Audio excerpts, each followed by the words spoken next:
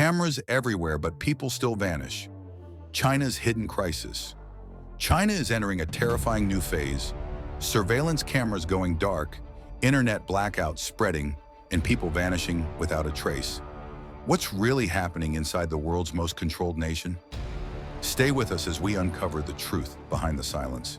Don't forget to subscribe for more deep global breakdowns. Something unseen is happening in China.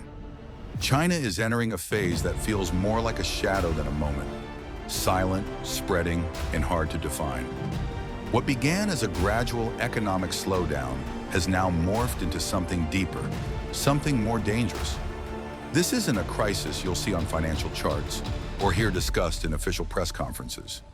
It's unfolding quietly, in hushed conversations, in unusually empty streets, in long lines outside banks that open late and close early, and in neighborhoods where people lower their voices and glance over their shoulders before speaking. Police forces are no longer just maintaining order. They're visibly tightening their grip. They're flooding city centers, standing shoulder to shoulder near subway stations, blocking roads and conducting ID checks without warning. But the most unsettling signs of all aren't the presence of boots on the ground. It's the absence of eyes in the sky. China's vast surveillance network, once hailed as the most comprehensive on Earth, is going offline. Cameras are freezing, internet signals are vanishing, entire cities are being digitally disconnected, and no one is being told why. At first, it might look like a technical failure, maybe a glitch or a temporary outage. But when the same thing happens again and again, in the exact places where unrest is quietly brewing, it no longer feels like coincidence. It feels like strategy. In a country that monitors everything, sudden silence is never accidental. When the cameras stop watching and the people start disappearing, the question isn't whether control has been lost. The real question is, what's being hidden? Why are surveillance systems being shut down? For the past 2 decades, China has invested heavily in its surveillance infrastructure. Over 600 million cameras have been installed across the country. Every intersection, building lobby, train station, and even apartment corridor is monitored. Combined with AI facial recognition software and real-time data processing, the Chinese Communist Party created what many called a digital panopticon. A nation where every step, every expression, every license plate is seen, recorded, and stored. It was a system designed to stop crime, suppress dissent, and control behavior. But recently, this system has started shutting itself down, piece by piece. In shopping malls in Suzhou, live video feeds began to freeze. In traffic control centers in Wuhan, security monitors blinked to black. In metro stations in Hangzhou, facial recognition gates malfunction, forcing residents to knock on doors or wait for manual access. In the early days, these issues were dismissed as minor bugs or isolated outages. But as the days passed, the outages grew, and the pattern became impossible to ignore. Surveillance blackouts were happening precisely in the areas known for rising protests, economic unrest, or public discontent. Multiple private security contractors have come forward, anonymously of course, saying their systems have gone completely dark. One technician in Chongqing said his team attempted a full system reboot, but nothing worked. Eventually, he was told by his superior, "Stop asking questions." In Hangzhou, another contractor revealed that they received a direct order to shut down all public camera feeds for scheduled maintenance. But there was no schedule, no reason, no return date. More alarming was the source of the command, not the tech ministry, not an IT vendor, but local party officials. The conclusion among those working in the system is now unavoidable. The Chinese government is deliberately turning off its own surveillance. Why would the CCP blind itself? For a government built on surveillance and control, this decision seems deeply contradictory. Why would a regime that prides itself on monitoring every corner of society, one that has publicly boasted about its ability to locate criminals within minutes using artificial intelligence, suddenly choose to go blind? Why would a state that has invested billions into building the world's most advanced surveillance infrastructure deliberately switch it off? The answer lies not in what's already happening, but in what's coming next. In recent years, embarrassing and explosive footage has slipped through the cracks of China's digital firewall.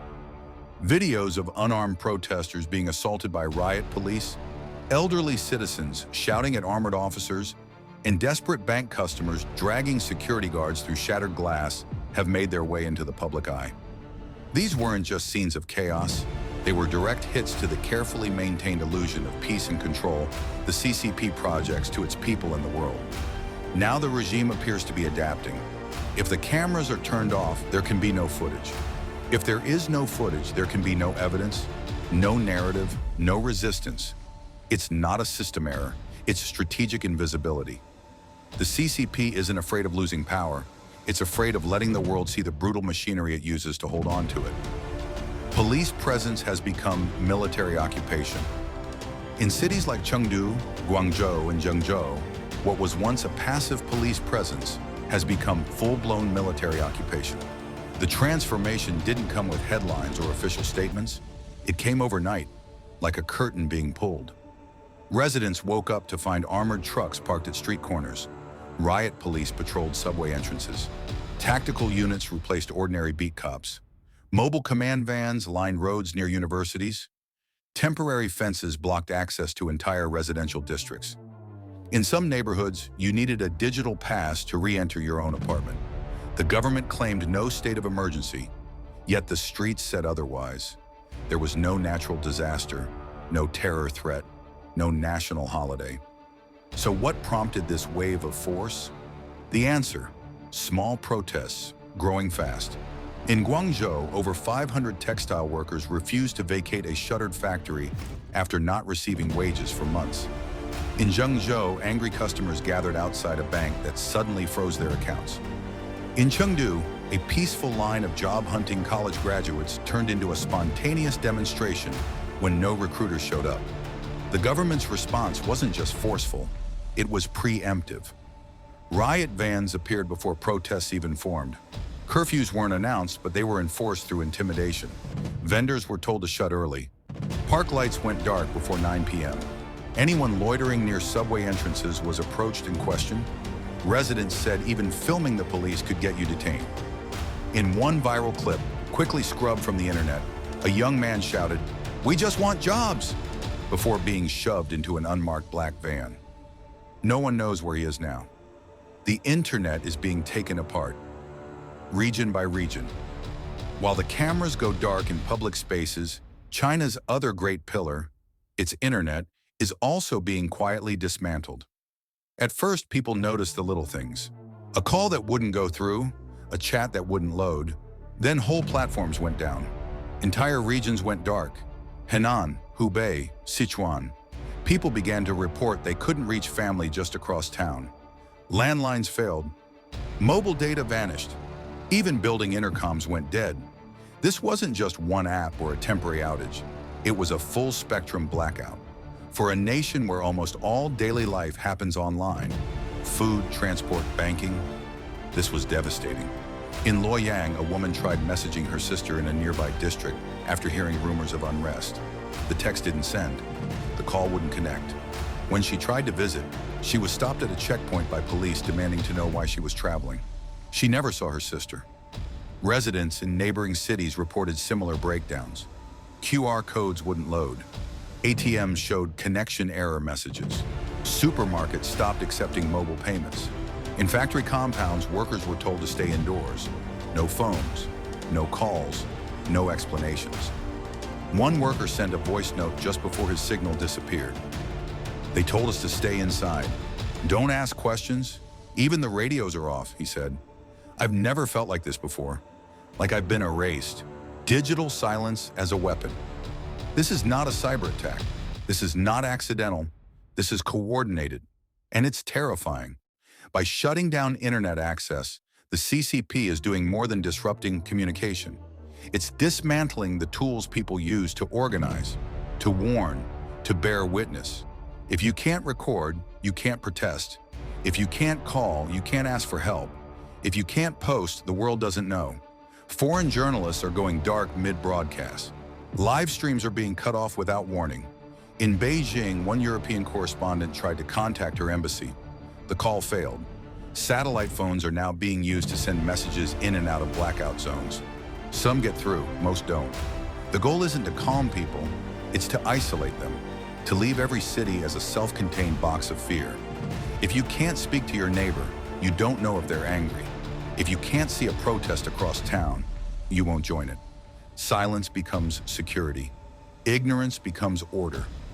Financial collapse, hidden in plain sight. As digital infrastructure collapses, so too does the economy. But this collapse isn't visible in headlines or official reports. It's happening in lines at the ATM, in customers shaking their phones in frustration, in stores hanging handwritten signs that say cash only. On a quiet morning, the Shanghai Stock Exchange froze. No news, no explanation. Buy and sell orders just stopped. Then Shenzhen halted, then Hong Kong. Around the same time, Everstar Holdings, a top property developer, quietly declared emergency insolvency. That term doesn't even officially exist in China's financial vocabulary. What it meant, though, was obvious: total collapse. The company had thousands of unfinished projects. Thousands of middle-class families had paid deposits. Now their savings are gone, their homes are gone, and no one will take their call. Small-scale bank runs began immediately, not the kind you see in the movies, with shouting and panic, just silent, orderly lines, until the banks stopped opening, until the doors locked, until armed guards stood outside. The elite are leaving, the rest are trapped. In the cities like Suzhou and Chengdu, real estate listings have tripled in less than a week. Prices are falling so fast that agents are adjusting them every few hours. One said, "Everyone's trying to sell, no one's buying. The only people moving fast are the rich." Private charter flights to Singapore, Dubai, and Bangkok are booked solid. Not vacations, escapes. But not everyone can leave. A delivery driver in Xi'an said over walkie-talkie, "I was told not to use my route today. There's a checkpoint. If I don't have clearance, I'll be detained." His voice was shaking. Then his signal cut out. That's how most of these stories end. Not with a conclusion, but with a silence. A nation on the edge of psychological collapse. The final stage of collapse isn't economic or physical, it's emotional. When people don't know what's real, what's safe, or who to trust, society begins to dissolve from the inside. In cities once full of life, the silence is louder than traffic. There's no laughter from cafes, no music from stores, just the blinking of stoplights over empty intersections. Schools are half empty, children stay home, parents are too afraid to let them go. Teachers report classes of 40 where only 3 show up, and no one explains why. Digital billboards now show only static or blank screens. In one Chengdu mall, a mother taped a handwritten note to one, "Please tell my sister I'm okay. We have food, we are safe, don't come here." No one removed it. That note became her broadcast in a country where broadcasting has been erased. When silence becomes strategy. This isn't just fear, it's design. A country with over 600 million surveillance cameras and more than 1 billion smartphones has not accidentally gone dark. It's been deliberately disconnected. The state hasn't lost control of its systems, it has chosen to turn them off. This is not a technical glitch, it's a political strategy. Because when there's nothing to see, there's nothing to question. When people can't speak, they can't organize. When no one hears your cry, your disappearance leaves no echo. Silence becomes a weapon, one that isolates, confuses, and paralyzes. In China today, the absence of information is more dangerous than misinformation. It forces people to doubt their own reality, to fear even their own thoughts. This is far beyond censorship. It is psychological deletion, the slow erasure of voices, memories, and identities. When the system stops recording you, the message is terrifyingly clear. You no longer matter, and maybe you never did. Collapse or control? Which is more terrifying? Some say the CCP has lost control. Others say it's tightening its grip in a way the world has never seen. The truth is, both possibilities are terrifying. If China is spiraling into collapse, then the world's second largest economy is imploding behind a firewall. If the regime is in total control, then it has created a digital dictatorship so effective, no one even knows it exists. Rumors leak out. A mutiny in the South. A bank stormed by citizens. Protests crushed in silence. But nothing can be verified. There are no witnesses, only whispers. And that may be the most frightening part. Because in a country where surveillance once saw everything, the most chilling silence is the one that has been turned on deliberately. When the state chooses not to see you, not to hear you, not to speak of you, you cease to exist.